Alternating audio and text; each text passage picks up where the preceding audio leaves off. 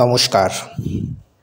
এ যাবৎ আমরা তন্ত্রশাস্ত্র এবং কিছু আলোচনা সাধন তত্ত্ব, শক্তি তত্ত্ব বিষয়ে আমরা আলোচনা করছি।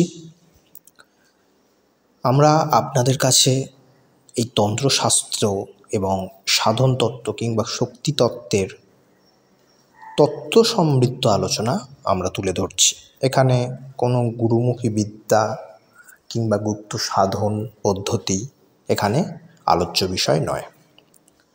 আজকে আলোচ্য বিষয় সেটি হলো জগৎজননীর রূপ।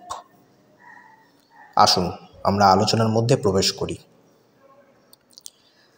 সাধক শ্রী রামপ্রসাদ তার গানে লিখেছেন, শুনেছি মার বরণ কালো, সে কালোতে ভুবন আলো।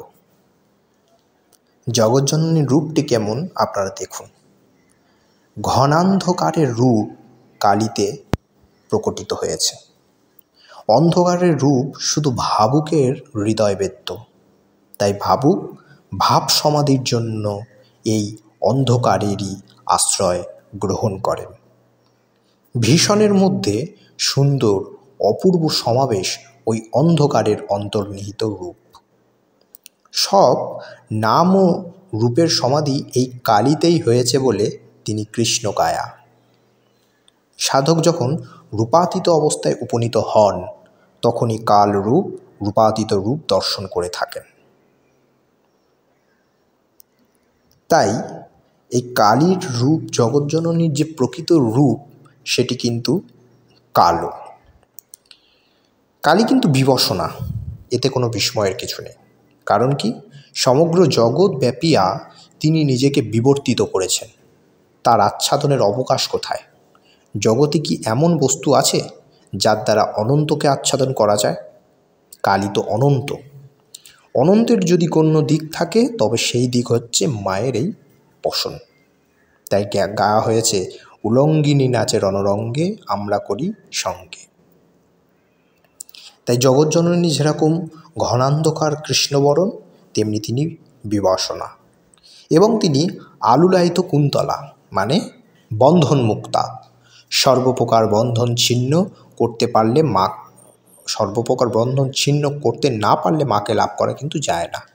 তাই সর্ববিধ আকর্ষণ ত্যাগ করে মন যখন মাতৃচরণে ধাবিত হয়, তখনই বন্ধন ছিন্ন হয়ে যায়। হৃদয়ের বন্ধন হয় তখনই শিথিল, আর সব সংশয়ের তখন অবকাশ ঘটে।